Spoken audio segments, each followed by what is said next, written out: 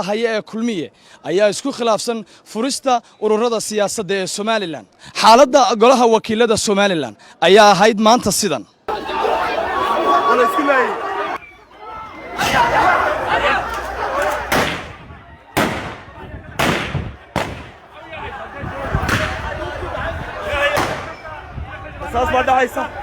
golaha wakiilada ayaa fadhigii xubnaha xildhibaanada ee xisbiga kulmiye ay diideen inay gudaha galaan iyagoo ku sababeeyay in uu u afduuban yahay gudoomiyaha golaha wakiilada. aan ismaqallo aad baan horta markii hore u salaamaya saxaafadan qiimaha badan ee runtii bulshada u shaqeynaysa. anigu ka xildhibaan ahaan waxaan xoojinayaa hadalkii saddexda xildhibaane kale iga horeeyay. maanta haddaanu nahay badi golihii xildhibaanadii shacbigu soo doorteen waxaanu halkan maanta saddex fariimood anigu aan uga dirayaa. kow, mid gudoomiyahayga Cabdirasaaq Khaliif baan uga dirayaa iyo shir gudoonka. midna waxaan uga dirayaa haddii aan laba ku rooyahay labada golo ee kale ee dawladda iyo maxaan ku rahay golaha guurtidaba, maadaama aynu ka hadlayno masiiri xeer masiirkii dadka ah. waxa weeye maanta xeer baa jira golaha yaalla aad la wada socotaan oo xeer foodhin xeerkii doorashada ah. in badan baa dawladda lagu coomin jiray markaanu macaaridka ahaan jirnay in madaxtooyadu ay furto baarlamaanka, inay doorashada deegaanka furto. mar walba culays baa lagu saaraa, waxaa laga dhigi jiray wixii xun xaawaale. laakiin maanta madaxweynuhu arrinkaa uu isa soo dhaafiyey iyo isagoo matalayay fulintii ahna madaxii dalka u sarreeyey. wuxuu soo daayey xeerkii oo ah in la dhaqangeliyo. kii dhaqangelilaa ee maanta saxeexilaa een hadal ka keeni layna waa guddoomiyihii aanu dooranay Cabdirasaaq Khaliif iyo shir gudoonka kaleba. ujeeddada aanu maanta hadalkaa ugu celinaynaa waxa weeye annaga shacbi baana soo doortay, shacbi baanu matalaa, waa golo baanunay gaar u taaganoo ka mid a saddexda dhadhaar ee Somaliland. maanta dareenkayga waxaanu kula wadaagaynaa in Somaliland aanay u baahnayn in waqti laga lumiyo, inaan laga lumin waqtiga shacbigii na soo doortay, in xeerarkaygu in golahaygu noqdo wax soo saar. kalfadhigii kalaa noo yaalleen labaad ilaa intiina la doortay kaasoo ajandihiisii noo qoran yahay. xeerkani maaha inuu cubadhowro ama uu joojiyo ama waqti uu ka lumiyo xildhibaanada. annagu halkan waxaanu u nimid inaan u shaqayno shacbigayagii. waxaanu ka codsanaynaa guddoomiyaha shir gudoonka in xeerkan la dhaqangeliyo, faafinna lagu sameeyo. maanta halkaa waxaa jooga qariiban dhowr iyo 45 iyo in ka badan oo xildhibaan ah oo ay ka mid yihiin kuwii maanta isaga doortay ee kursiga ku maamuusay ee codka uu ku helay magacooda uu ku fadhiyo. shir gudoonku waa naga mid bay haayeen, laakiin sharaxaadda ay soo sharaxeen iyo codkaa aan anagu siinay ayay maanta ay ku fadhiyaan. waa ayaan daro inuu maanta maqli waayo shir gudoonkayagii xildhibaanadii soo doortay. waxaanu leenahay dadka yaa waqtiga laga lumin. dadku iyo dalku wuxuu u baahan yahay in qof kasta oo awooda inuu xusbi furto iyo inuu sharaxin waqti la siiyo. idinku maxaad golaha u gali laadeen arrintan uga hadli laadeen hadalkan baad ku soo wada celinaysaa. ma horta hadalka waa lagu celcelinaya haddii loo baahan yahay waa lagu celinaya. horta iyarka sayidikaadi aan ismaqallo adigu su'aasha nin baa ka qaaday borotokoolka ilaali sayid. nin baa su'aal weydiiyey may saribadii suuqa ma joognayn wada tirsanay. waxa weeye xildhibaanadan golahaasay leeyna ku shaqeeyaan. golihiina wuxuu afduuban yahay gudoomiyihii. waxa weeye taa annagu xaq baanu leenahay inaanu si dimuqraadiyada aanu ugu gudbino miidiyaha si aanu dareenkayga iyo go'aankayga haddaanu nahay aqlabiyadii golaha ee maanta halkan idila taagan inay shacbigaygu ogaadaan inuu dariiqii xaqaa ku ma laydin diiday golaha nalooma diidin, waanu geli karnaa. laakiin waxa weeye xeer wuxuu siinaya awoodda haddaanu u fadhiisano golaha inuu mooshinkaa uu ka dhigo uu xeerkaa uu sidii dariiqiisa ka dhigo. waxaana aan ismaqallo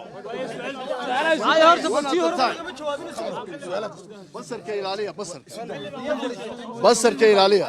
aad baanu idin jecel lahay oo saxaafad baa tiine ninow gacanta taag.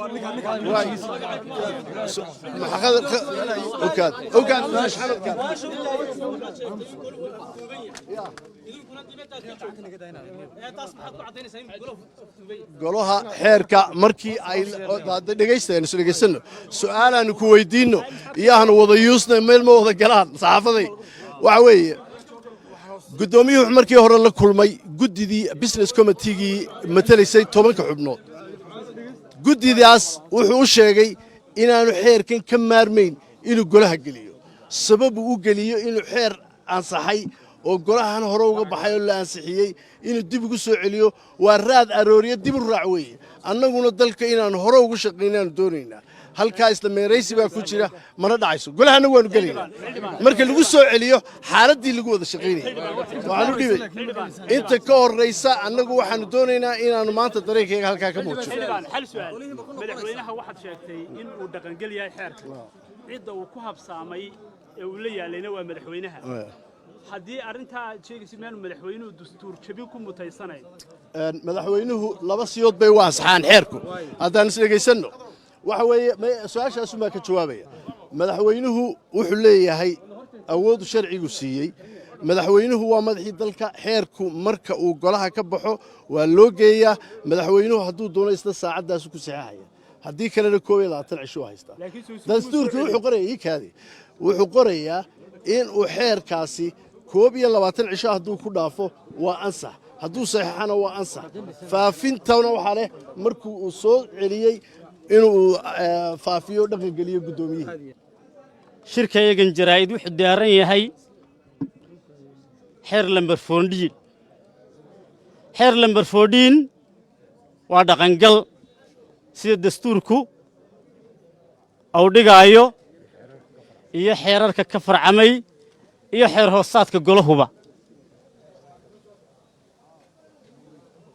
xeer dhaqan galay markaa oo dhaqangal ah oo muddadii loo baahnaa aan ku soo noqon oo madaxweynaha uu saxeexay oo agtiisa ku dhaqan galay sida dastuurku dhigay 21 cisho gudahood hadduu madaxweynuhu ku saxeexi waayo ama uu ku saxeexo ama uu ku soo celin waayo sharcigaasi wuxuu leeyahay dastuurku sidaas ku dhaqan galay xeerka loo noqonayo waddankan u sareeyana waa dastuurka dastuurku markuu sidaa caddaynayo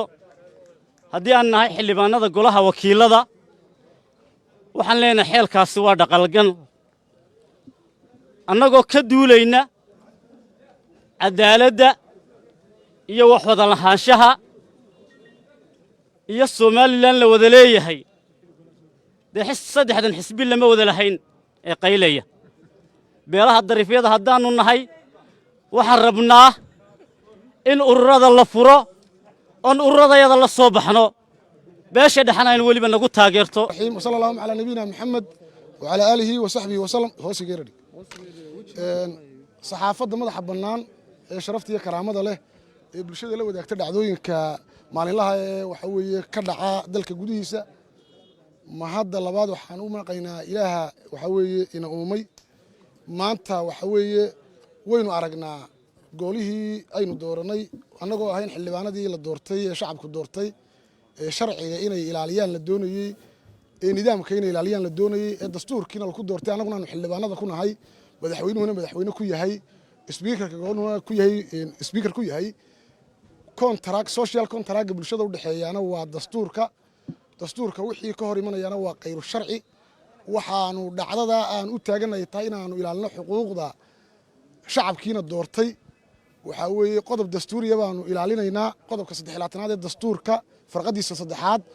oo tilmaamaysa in bulshadu isku habeyn karto urur siyaasadeed maanta waxaanu bulshada la wadaagaynaa xaq dastuuriyo ay lahaayeen qodob dastuuriyo ay lahaayeen inuu u soo noqday xeer lambar 14 waa xeer dhaqangala sida uu tilmaamayo qodobka 77aad farqadiisa 6aad waxa weeye xeer hoosaadka golaha wakiilada qodobka 34aad farqadiisa 18aad ilaa qodobka 78aad ee dastuurka ayaa si cad u tilmaamaya xaaladdu golaha weligeen maynaan arag intuu 30 sano aynu jirnay xaaladdan oo kala dhacda waayo ma dhici jirin aragti sharci iyo dood sharci baanu qabnaa doodayadii sharciye aanu qabnay cidna qanacsan weyne waxaanu aragnay doodayadii sharciye dood siyaasadeed la barbar wado aragtida sharci laguma qancin karo ama laguma burin karo dood siyaasadeed oo jaban waxaanu aragnaa in waxa weeye golaha go'aanka u dambeeya golaha iyo qaraarada goluhu gaarayo waxa weeye annaga shacabka u dhaaranay waxa soo baxay aragti ah in go'aankii u dambeeya golaha ay yeeshaan inama golaha joogo sharci yaqaan la yiraahdo oo waxa weeye xildhibaanadii la doortay kaba awood bataan oo waxa weeye wixii mooshinada sharciga ah iyo waxa weeye aragtiyaha sharciga aanu ka qabnay aanu keenno inaanu maqaaxiyaha ka ogaano waxa laga yidhi inaan ka ogaano marka anagu shirgudoonkayaga waanu taageersanahay waa nima sharaf baanu rajaynaynaa laakiin waxaanu leenahay sharciga waa loo siman yahay sharciga hala ilaaliyo sharcigaasaynu wax ku nahay sharciga haddii la iskala baxo sharci daradu ninnaba waxa wax u tarmayso marka waxaanu soo jeedinaynaa annaga oo waxa weeye wanaag wadna annaga oo rule of law iyo ku dhaqanka sharciga wadna annaga oo wadna in waxa weeye dalka nabadiisa iyo wanaagiisa laga shaqeeyo annaga oo doonayna in la dhowro xildhibaanada iyo waxa weeye rajadii laga qabay xildhibaan annagoo dhowrayna waxaanu aragnaa haddii aanu maanta taa ogolaano inaanu shacabkii khiyaamaynay inaanu ummaddiina doortay khiyaamaynay inaanu dhaartii aanu galnay khiyaamaynay inaanu nafahayaga khiyaamaynay marka waxaan leeyahay sharciga ha loo soo noqdo consens in sharciga laga galo oo si waxa weeye sharcigu ha loo fuliyo diyaar baanu u nahay xildhibaanaha halkan ku seexan aanu hayno 44 xildhibaan oo ka mid ah golihii wakiilada ayaanu weliba rag maqan yihiin oo ay dalka ka maqan yihiin ragna waxa weeye aanay waxa weeye duruufo kale magaalooyinka ugu maqan yihiin 44 xildhibaan baan liiskoodii halkaa ku hayaa oo jooga oo xaadira oo saaka golaha soo xaadiray aragtidaanu doonaynaa waxa weeye aragti wax wada lahaansho iyo deganaan in la isku qanciyo ee aan waxa weeye shulyo shalaana sheekadu noqon marka waxa weeye liiskana halkan waxa weeye saxaafadan u qaybinayna inay sawirato liiskana ayaamaha kan ishiiga ku jiray muxuu ahaa warbaahinta ee ka hadlaya xeer number 14 xeer number 14 48 xildhibaan oo ka mid ah golaha wakiilada ayaa u gudbiyay shirgudoonka mooshin sheegaya in xeerkaasi dhaqangal yahay 28 xildhibaan waxaana taageersan arinta aqlabiyadda golaha 45 mudane ayaa iminka taageersan arinta oo xildhibaanada joogaana waa dhowr iyo 60 waxaa soo baxay dareen oranaya in shirgudoonka iyo la taliyayaasha sharcigu ay afduubaan golaha oo mooshinkii sida sharciga ahaa loo gudbiyey in la buriyo oo lagu buriyo iyadan aragti siyaasadeed iyo la taliya sharciga baa sidaa yidhi golahan xildhibaanada loo doortay la taliyaha sharcigu maaha qof la doortay waxa weeye goluhu cod buu ku kala baxayaa dareenkaasaa soo baxay saaka waxaanu golaha uga joognayna waxaanu isnidhiyeydaan goluhu buuq idinkaga bilaabmin saasaanu uga joognay taasi horta waa taa oo mooshinkaasaa ka yaalla waxay qolyaha ka soo horjeedaa ku gabgabanayaan taariikh hebel iyo 22 maalin baa harsanayd iyo wuxuu waayey madaxweynuhu ciduu u keeno vacuum bay sheegayaan inay meel marani jirtay yacni xilligii la doortay golahan iyo xilligii kii hore dastuurka iyo common sense-ka midna ma ogola vacuum guddoon buu golihii hore lahaa guddoonkaasaa shaqaynayey guddoonkaasaa xilka ku wareejiyey ee guddoomiyahan maanta fadhiya iyo guddoonkan fadhiya waxaa xeerka loo gudbiyey madaxweynaha bishii juun 29keedii wuxuu ku dhammayd 22 cisho 20kii Julaay waxay ahayd 20kii Julaay madaxweynuhu inuu iska soo celiyo xeerka ama inuu dhaqan geliyo wuxuu soo celiyey oo warqadan la keenay 22kii August waa 3 sano 3 maalmood kadib dastuurka la iskagama qorin 22 cisho waa ku diiq madaxweynaha waa loogu talagalay dadkii dastuurkan qoray iyo shacabkii u codeeyay 22 cisho la iskagama qorin in la iskaga qoro bilaa macna loogu qorayaan loo qaadanin madaxweynaha diiqad awoodiisa la tisaaminayaa waa check and balance hadduusan 22ka isticmaalin waxa weeye wuu ku buray gacantiisu xeerkii waa gacantiisu ku dhaqangalay waa dhaqangal xeerkaas marka horta maanta arrintaanu baahinayna waxa weeye annagoo ka turjumayna dareenka dadweynaha Soomaaliland gaar ahaan sidii saaxiibkay maydhana u sheegay annagoo si gaar ah qoladayada constituency-goodu yahay darafyadu si gaar ah constituency-yada u eegayna deegaanadayada iyo darafyada waxaanu doonaynaa in ururadii la furo si sharciya bayna ku furan yihiin bisha 6 ee sanadka soo socda ee Juunna way furan yihiin ummadda Soomaalilandna saasaanu ugu bishaareynayna cid ka bedeli kartaana ma jirto sidaa ha ku diyaar garoobaan dhinaca kale xildhibaanada ayaa isku gacan saaray gudaha golaha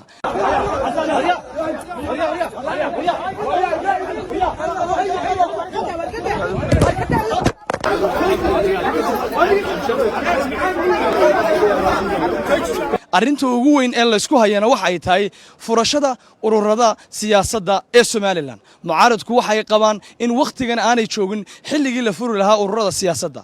halka xisbiga talada haya xildhibaanada ka soo jeedina ay qabaan in xilligani ay taagan tahay xilligii la furi lahaa Cabdirashiid Cali Barre MMTV golaha wakiilada Somaliland golaha wakiilada Somaliland ayaa galay maanta xaalad ka duwan midii uu ku jiri jiray xildhibaanada mucaaradka iyo sidoo kale xildhibaanada ka soo jeeda xisbiga talada haya ee kulmiye ayaa isku khilaafsan furista ururada siyaasadda ee Somaliland xaaladda golaha wakiilada Somaliland ayaa ahayd maanta sidan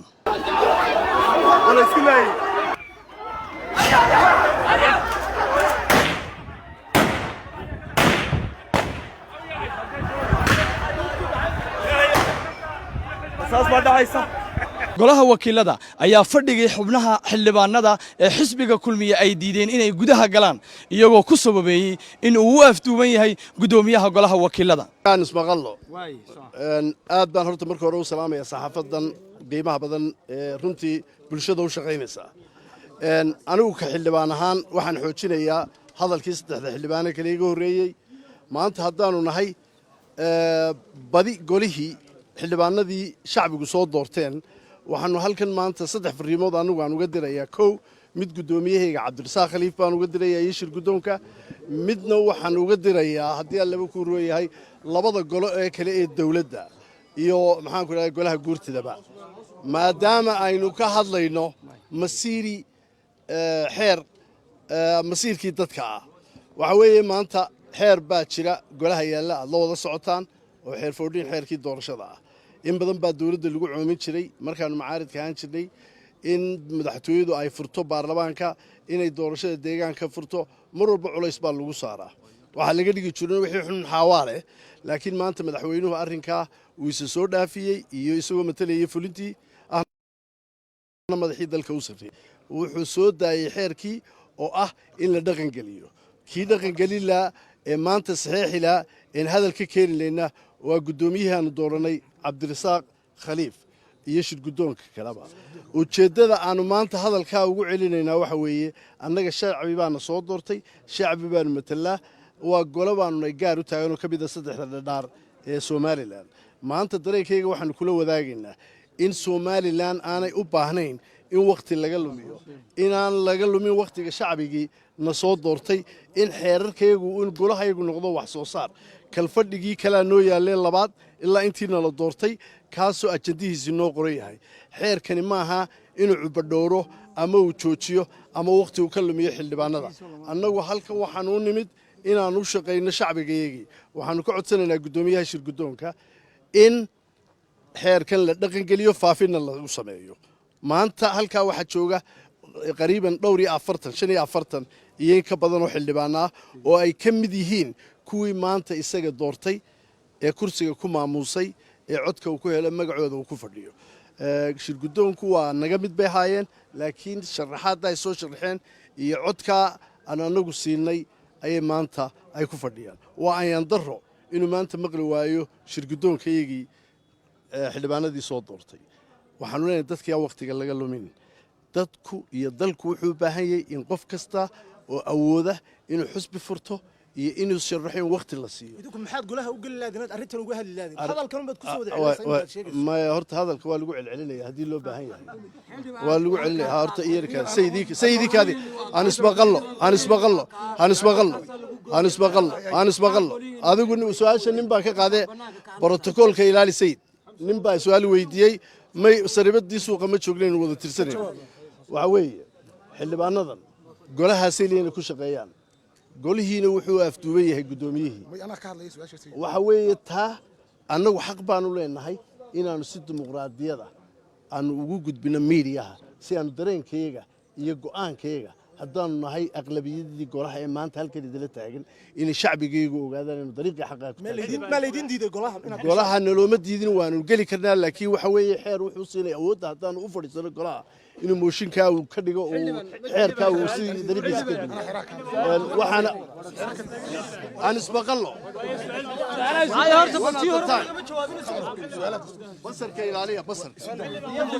basarka ilaaliya aad baan idin jecel lahayoo saxaafad baa tiine ninow gacanta taag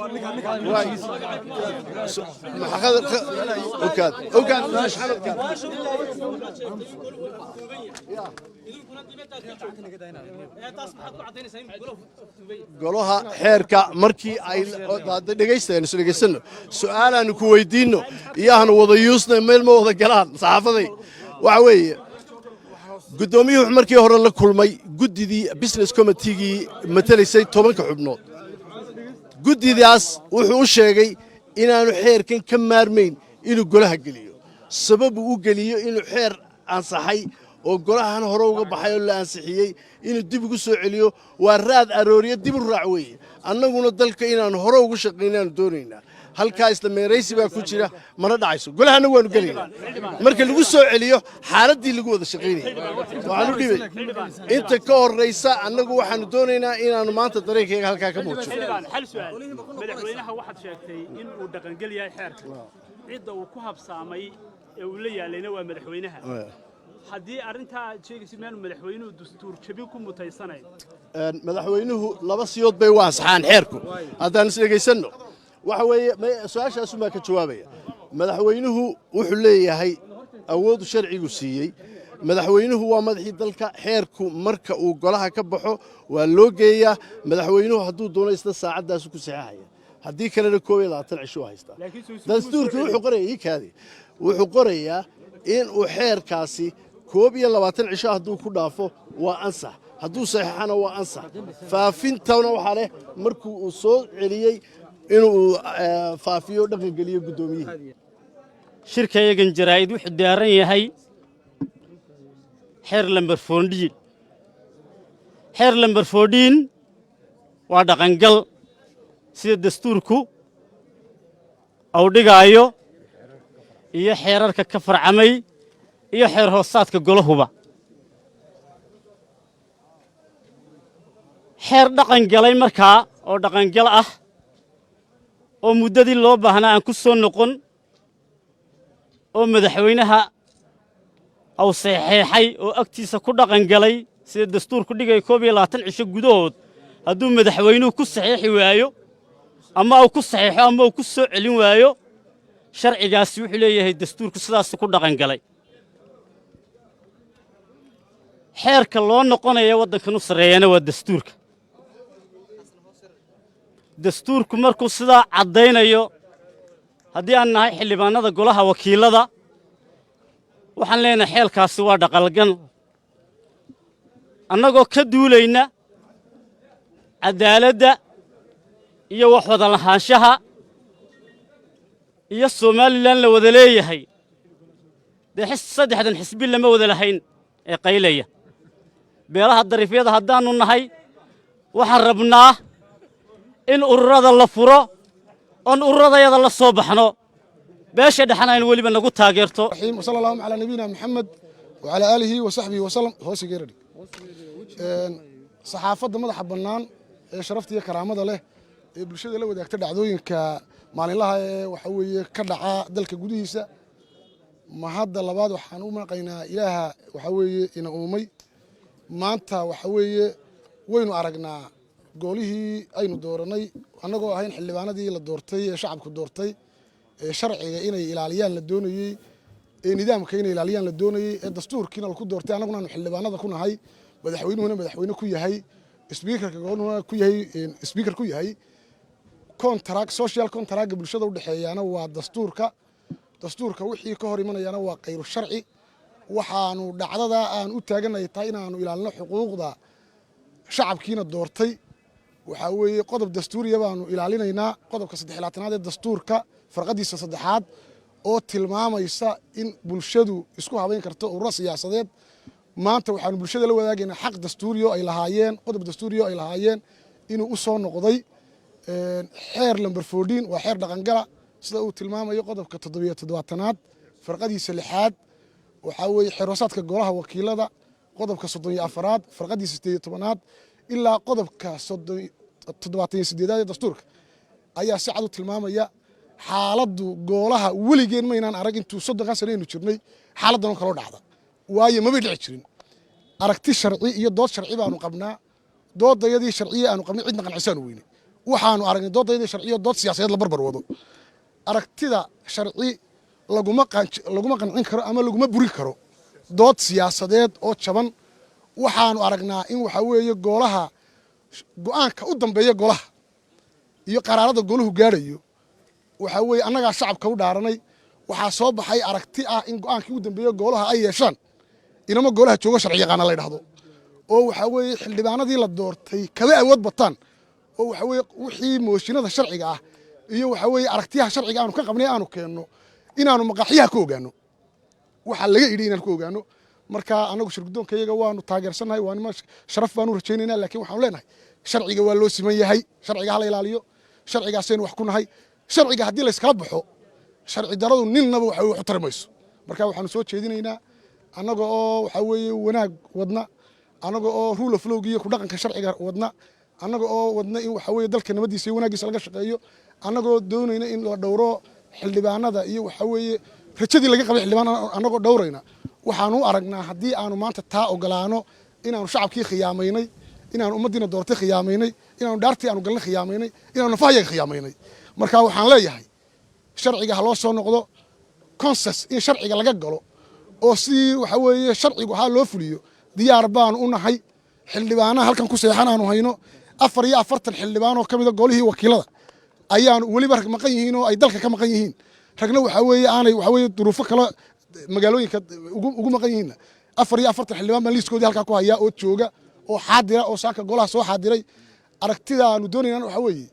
aragti wax wada lahaansho iyo deganaan in la isku qanciyo ee aan waxa weeye shulye shalaan sheekadu noqon marka waxa weeye liiskana halkan waxa weeye saxaafadan u qaybinayna inay sawirato liiskana ayaamaha kan ishiiga ku jiray muxuu ahaa warbaahinta ee ka hadlay xeer number 14 xeer number 14 48 xildhibaan oo ka mid ah golaha wakiilada ayaa u gudbiyay shirguddoonka mooshin sheegaya in xeerkaasi dhaqangal yahay 28 xildhibaan waxaana taageersan arrinta aqlabiyadda golaha 45 mudane ayaa iminka taageersan arrinta oo xildhibaanada joogaana waa dhowr iyo 60 waxaa soo baxay dareen odhanaya in shirguddoonka iyo la taliyayaasha sharcigu ay afduubaan golaha oo mooshinkii sida sharciga ahaa loo gudbiyey in la buriyo oo lagu buriyo iyadan aragti siyaasadeed iyo inaan la taliyo sharciya baa sidaa yidhi golahan xildhibaanaa loo doortay la taliyaha sharcigu maaha qof la doortay waxa weeye goluhu cod buu ku kala baxayaa dareenkaasaa soo baxay saaka waxaannu golaha uga joognayna waxaannu isnidhiyaydaan goluhu buuq idinkaga bilaabmin saasaannu uga joognay taasi horta waa taa oo mooshinkaasaa ka yaalla waxay qolyaha ka soo horjeedaa ku gabgabanayaan taariikh hebel iyo 22 maalin baa harsanayd iyo wuxuu waayey madaxweynuhu ciduu u keeno vacuum bay sheegayaan inay meel marani jirtay yacni xilligii la doortay golahan iyo xilligii kii hore dastuurka iyo common sense-ka midna ma ogola vacuum guddoon buu golihii hore lahaa guddoonkaasaa shaqaynayey guddoonkaasaa xilka ku wareejiyey ee guddoomiyahan maanta fadhiya iyo guddoonkan fadhiya waxaa xeerka loo gudbiyey madaxweynaha bishii juun 29keedii wuxuu ku dhammayd 22 cisho 20kii Julaay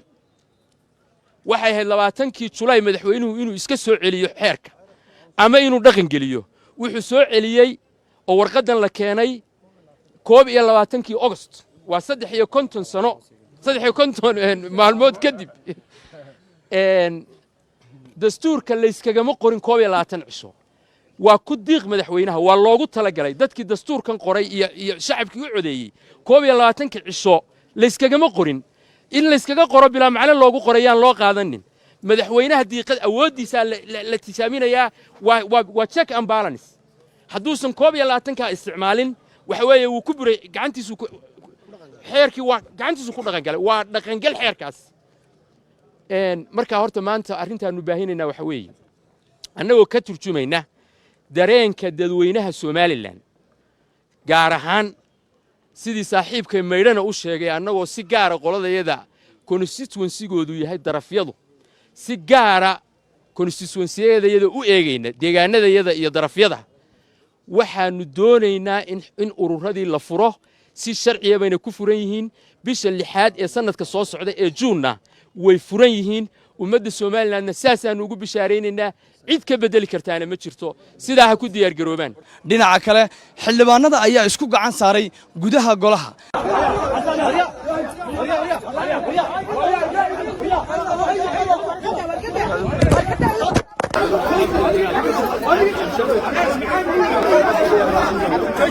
arrinta ugu weyn ee la isku hayana waxa ay tahay furashada ururada siyaasadda ee Soomaaliland mucaaradku waxay qabaan in waqtigan aanay joogin xilligii la furi lahaa ururada siyaasadda halka xisbiga talada haya xildhibaanada ka soo jeedina ay qabaan in xilligani ay taagan tahay xilligii la furi lahaa Cabdirashiid Cali Barre MMTV golaha wakiilada Soomaaliland